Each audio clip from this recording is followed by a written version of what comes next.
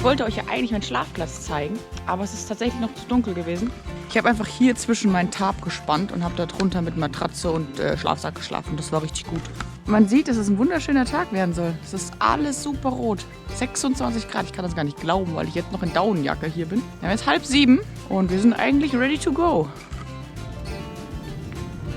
Es ist echt cool zu sehen, wie der Nebel morgens über das Wasser gleitet.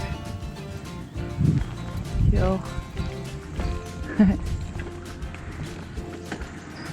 Aber ich muss schon sagen, es ist schon noch echt kalt. Also Google sagt 10 Grad, ich würde sagen, es ist eher kälter, weil selbst meine Füße frieren. Das ist noch nicht wirklich oft passiert. Ich müsste überlegen, ob das in der Schweiz auch so war. Und meine Hände auch, aber das ist schon öfter passiert. Also ich freue mich, wenn jetzt die Sonne ein bisschen kräftiger wird. 26 Grad heute, ich kann das kaum glauben.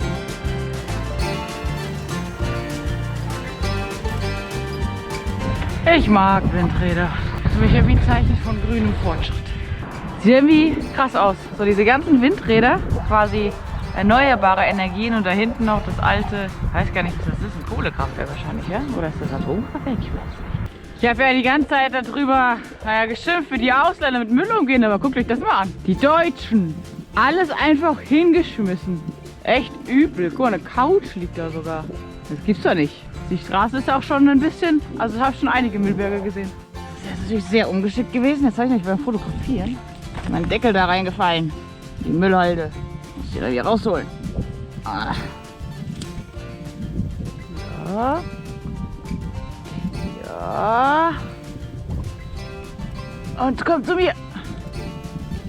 Ich hab's gleich. Ah, ein. Tada! Hier ist er.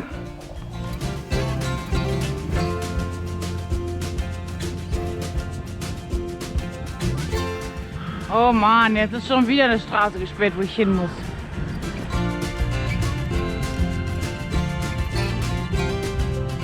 Die Hügel sehen zwar nicht so anstrengend aus, sind es aber. Und meine Batterie ist fast alle. Wir haben noch nicht mal, wir haben halt 10:30. Die erste Batterie ist schon leer. Schon hier ein bisschen hügelig ist. Es sind noch so 20 Kilometer, dann machen wir mal Kaffeepause und laden ein bisschen. Und dann geht's weiter.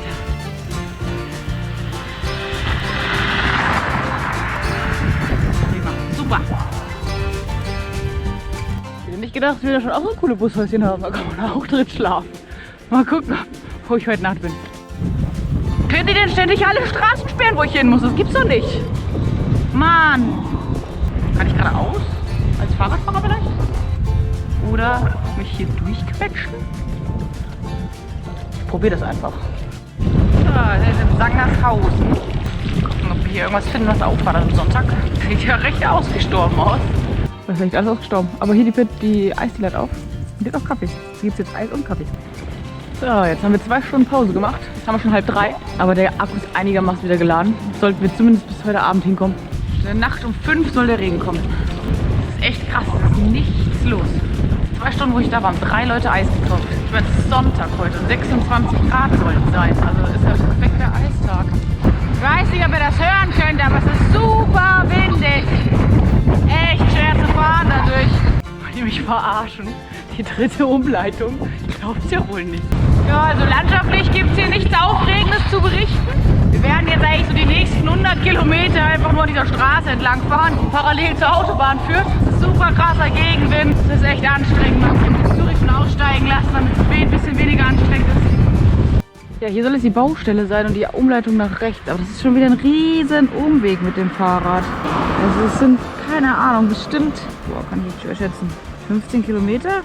Ich versuche jetzt einfach durchzufahren, mal gucken, ob wir das irgendwie hinkriegen. Es ist ja Sonntag, es sind ja keine Baustellenfahrzeuge. Ja, hier ist die Straßensperrung. Lustigerweise sieht man Motorräder da durchfahren. Das heißt, es scheint auf jeden Fall zu gehen und ich glaube, auf dem Fahrradweg sind wir auch safe. Gut, dass wir den Umweg nicht gemacht haben. Das hier ist übrigens die Baustelle, also hier wird komplett neuer Teer verlegt und da scheint das schon fertig zu sein. Endlich wieder einen Fluss gefunden, wo Zuri rein kann. Lass dir Zeit, Zuri, lass dir Zeit. Kein Stress.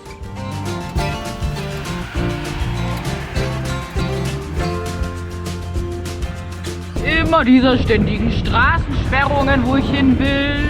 Aber bisher gab es immer einen Weg, trotzdem durch. Wir sind jetzt in Nordhausen. Nordhausen kennt man eigentlich, oder ich zumindest, nur von der Autobahn und Korn. Ich sehe da vorne auch schon die Fabrik. Das ist das Rathaus mit dem Roland. Also der Roland ist wohl das Wahrzeichen der Stadt, wobei das nur eine Kopie ist. Das echte steht wohl im Rathaus. Jo, das ist die Altstadt. Fachwerk, kleines Gässchen. Und noch ganz interessant, weil der wohl ein echtes Teil vom Kreuz Jesus aufbewahrt innen drin. So, nochmal einen kurzen Blick aufs Doppelkorn. Ja, weiter geht's. Jetzt nochmal eine Nacht auf dem Campingplatz, damit ich die Akkus laden kann. Und heute Nacht soll es ja auch regnen. Dann ist das besser. Dann muss ich nicht wieder bis um 11 in irgendeinem Restaurant hängen.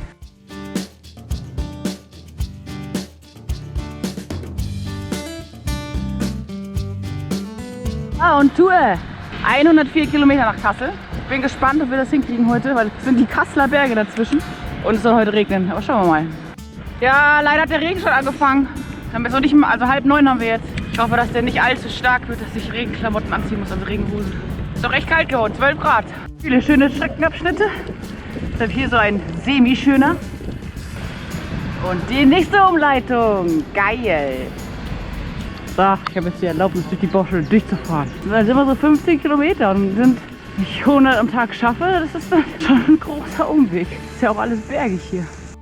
Sehr praktisch natürlich. Für diesen Berg kann Zuri aussteigen und dir wird kein Auto entgegenkommen von keiner Richtung, weil die Straße gesperrt ist.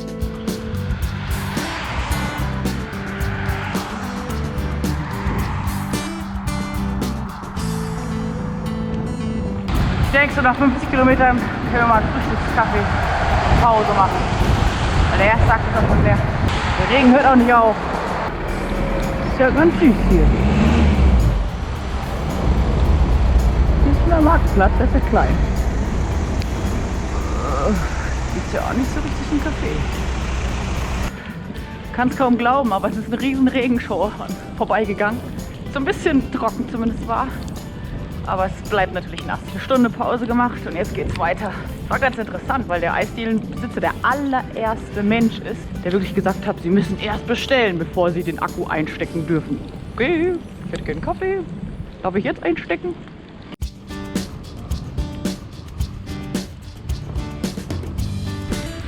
Leineheide Radweg sind wir jetzt. Schön, nochmal was Schönes zu haben.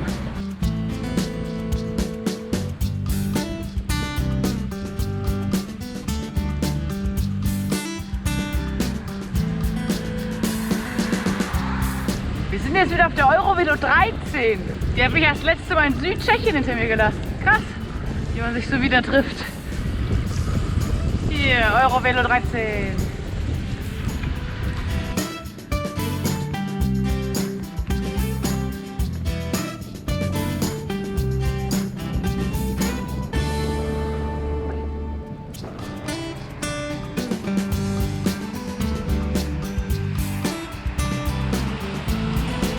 So, hier ist Witzenhausen. Ja, also der Ort, der weckt schon wirklich Heimatgefühle in mir, weil hier hat die Uni eine Zweigstelle. Und es ist auch tatsächlich der einzige Fachbereich in ganz Deutschland, wo man ökologische Agrarwirtschaften studieren und auch erforscht. Und ja, jetzt gibt es noch diese zwei kleinen Freunde, die wir zu überwinden haben. Diese zwei kleinen Berge. Klein, naja. Und dann sind wir in Kassel. Endziel für heute. Und Zuri, wie geht's dir? Ganz durchnässt, Zuri? So, jetzt haben wir den ersten Gipfel fast halb. Das bisher ist tatsächlich machbar. Auch mit Zuri drin. Ich dachte, die müsste aussteigen, aber es geht. Ach, Zuri ist nur noch am rumjammern und rumjauen. Der ist, glaube ich, hier kein Bock mehr. Hier ist zu nass. Aber ich kann sie hier schlecht rauslassen. Ich meine, ich könnte. Das ist halt echt umständlich. Zuri, wir haben es doch fast. Wir sind fast oben, da müssen wir nur noch runterrollen.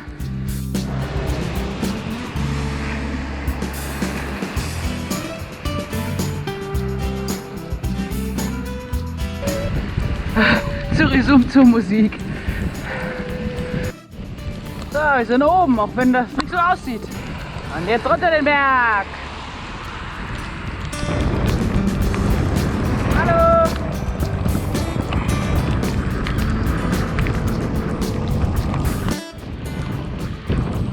Irgendwie habe ich das Gefühl, der Regen wird mehr und mehr und mehr. Bei mir weicht schon alles durch. Also In der Wettervorhersage haben sie gesagt 0,3 mm, 0,5, aber das ist doch viel mehr. Hallo Zuri. Hallo, hallo, hallo, hallo, hallo, hallo, hallo. Machen wir kurz Pause. Essen Brötchen.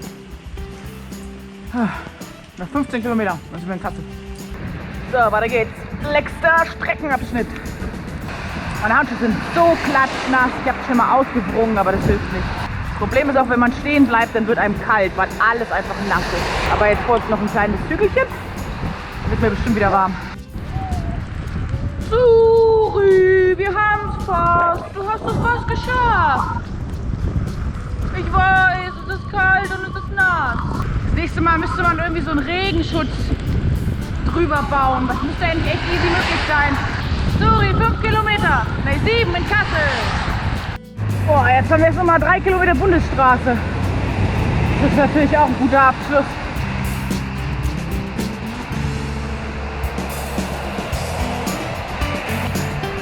Wir sind wieder in Kassel.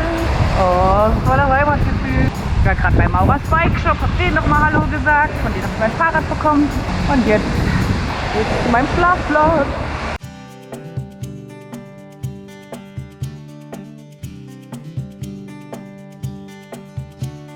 So, letzte Etappe, letzte 60 Kilometer. Boah, es hat so gut getan, eine Dusche zu kriegen und frische, warme Klamotten. Nachdem es war alles durchnässt gestern. Wirklich meine kompletten Klamotten sind durch alle Regensachen durchgesickert. So, da hinten seht ihr den Herkules. Den sieht ihr da nicht so gut. Das Wahrzeichen von Kassel. Kann ich?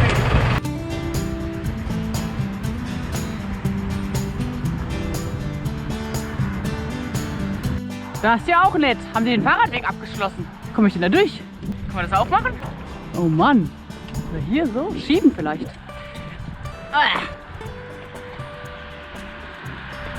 Was ist denn das? Kassel! Na gut, dann fahren wir wohl Straße. Danke.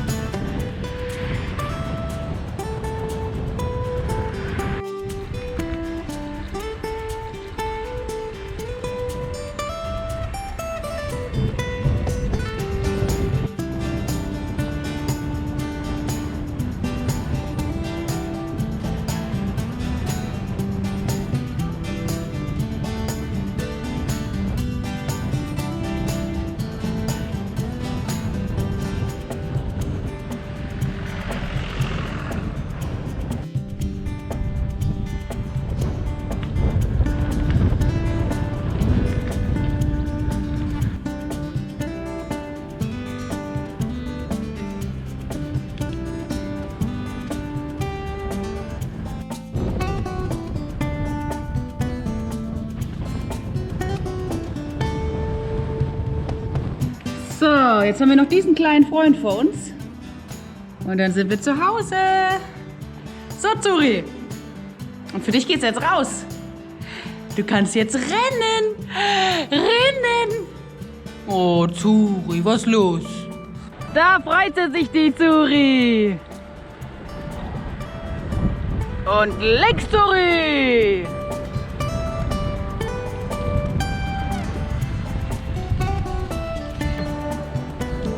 Ein Shepherd.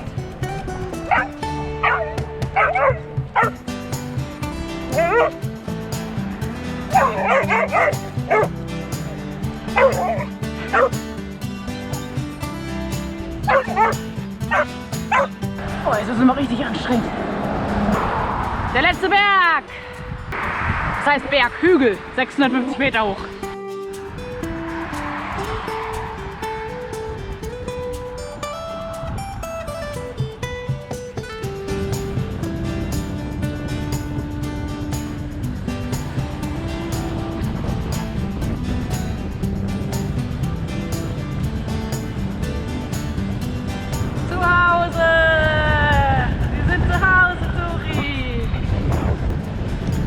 gleich im Ziel, sagt das Navi.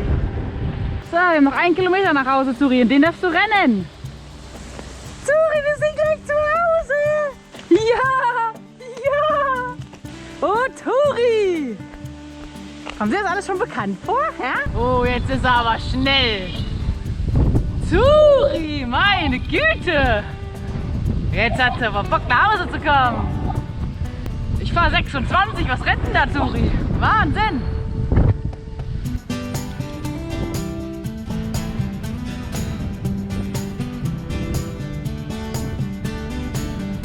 Hause.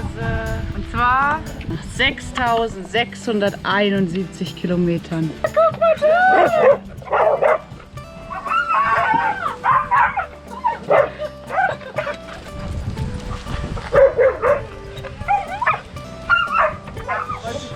Ja, ich finde es total schön, dass ihr mich begleitet habt. Ich hatte wirklich auch durch euch nie das Gefühl, alleine zu sein.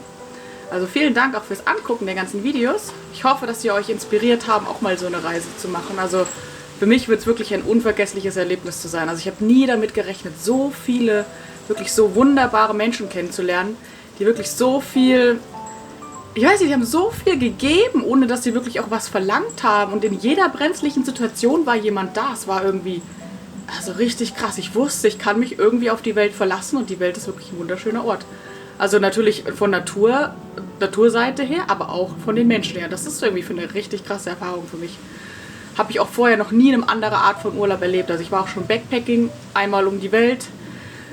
Habe auch schon ja, VW-Busurlaube, was auch immer gemacht. Aber mit dem Fahrrad ist es wirklich was ganz, ganz anderes. Also man erlebt die Natur wirklich. Man ist in der Natur, man ist in der Welt.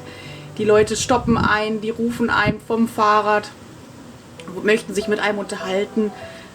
Die kommen zu einem, wenn man irgendwo ist. Das ist wirklich, man ist nicht ein normaler Tourist, man ist irgendwie was anderes und man ist irgendwie auch mehr einer von ihnen. Das habe ich ja besonders erfahren, also das ist mir besonders bewusst geworden, als wirklich diese eine Schäferin ja mitten auf 1900 Meter im Nationalpark in Montenegro auf mich zukam und meinte so, warum ich nicht bei ihr geschlafen habe und was denn das da hinten für Touristen seien, ob das gute Menschen seien.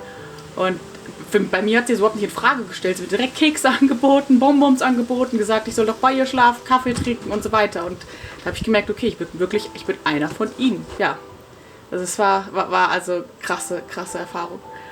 Ja, und jetzt bin ich natürlich gespannt. Jetzt ist die Zeit des Auspackens gekommen und jetzt bin ich gespannt, was ich alles dabei hatte, was ich gebraucht habe und was nicht und vor allen Dingen, wie viele Kilos es sind.